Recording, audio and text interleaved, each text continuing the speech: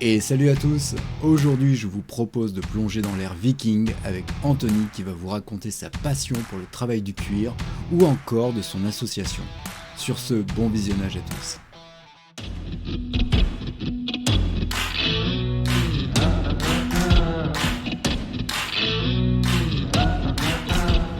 Eh ben écoutez, bonjour, salut Anthony. Salut. Anthony, je connais pas du tout ton univers. Ouais. Tu m'as interloqué là quand on passait, qu'est-ce que tu fais en fait? Alors, Une association viking déjà. voilà, je fais partie des adorateurs de Big Vir qui est situé en fait dans les Ardennes. D'accord. Donc du côté de Sedan, on essaye de se déplacer un peu partout en France et à l'étranger. Et moi à côté, je travaille le cuir depuis maintenant 1 an et demi à peu près.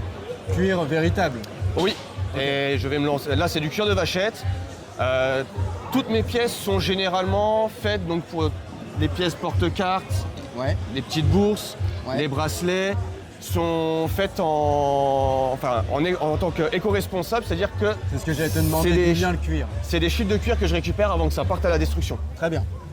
Donc pas de gâchis en fait. Pas de gâchis, On j'essaye de réutiliser la moindre parcelle de cuir justement pour que ce soit soit des petits passements de Justement, à ganse. propos de ça, ça nécessite combien de temps de travail et combien en fait tu le vends après?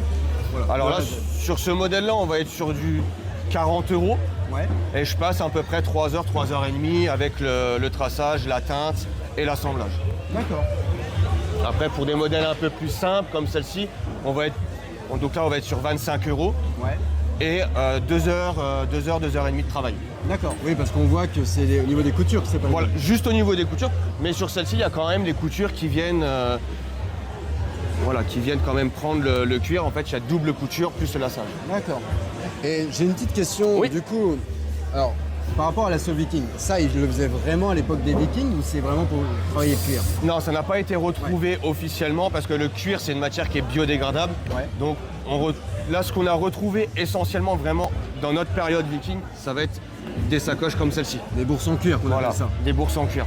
Que les cosplayers ont souvent l'habitude de faire ce genre de modèle. On va dire que ce genre de modèle se retrouvait aussi, mais plus dans le 13e, 14e. D'accord. Là, c'est vraiment les premières bourses qui ont été faites à la base avec soit la vessie de l'animal et ensuite, par la suite, le cuir. La vessie qu'on utilisait notamment pour faire des ballons de foot à la première époque. C'est ça. Ça a toujours été ça en fait. On a toujours, en fait, à l'époque, quand ils tuaient un animal, Ouais. que ce soit pour le manger ou pour l'offrir en On sacrifice, réutilisait tout. voilà, Pas tout de l'aspect de l'animal était vraiment utilisé. Donc du cuir à la fourrure jusqu'aux organes. Certains étaient mangés, d'autres étaient en offrande ou étaient donnés aux animaux justement pour attendrir et donner un apport plus riche au niveau de la viande. Ça, c'était bien. Voilà, pas de D'ailleurs, les gaspillage. spectateurs verront sur la vidéo, j'ai filmé plusieurs de vos combats tout à l'heure. Oui. C'était quand même impressionnant. Alors, je sais pas comment vous appelez ça quand vous êtes en rangée. En fait, quand on il y a les se fait face boucliers à- devant, la lance derrière. Donc en fait, c'est des combats en mêlée. Ouais. Donc là, on était en petit comité. Donc là, on était 5 contre 5. Mais des fois, on fait des combats où on va être 40 contre 40. Et là, à Rocroi, l'année dernière... C'est comme une chorégraphie. Ah non, Non? il n'y a rien de chorégraphié. Non. En gros, c'est Tout est à l'instant? le plus fort qui gagne. D'accord. Voilà, le plus fort, le plus technique. Est-ce que tu joues aux jeux vidéo?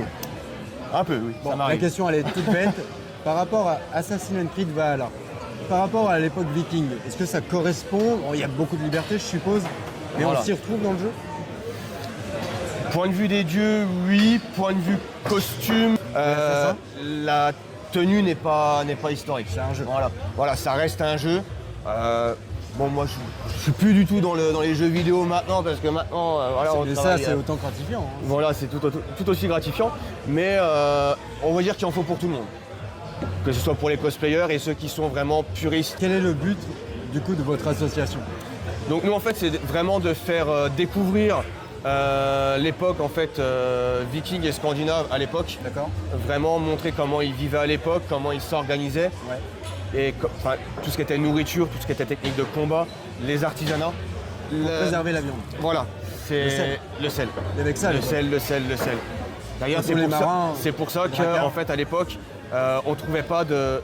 Quand ils partaient en raid ou en expédition, il n'y avait jamais de morceaux de viande crue. Ouais. Toute la viande était séchée dans des barriques en sel, D'accord. justement pour la conservation. D'accord. Et bah aujourd'hui, comment on peut vous retrouver? Est-ce que vous recrutez des membres? Vous êtes sur quel réseau? On est sur Facebook, Instagram, donc il y a des flyers juste On là-bas. marquera sur la vidéo de toute Voilà, façon. il y a des flyers juste là-bas. Et après, c'est vraiment au contact là de. feeling. Voilà, ils viennent. Là hier, il y a 2 personnes qui n'avaient rien à voir avec l'association qui sont venues et ils ont testé le combat avec nous.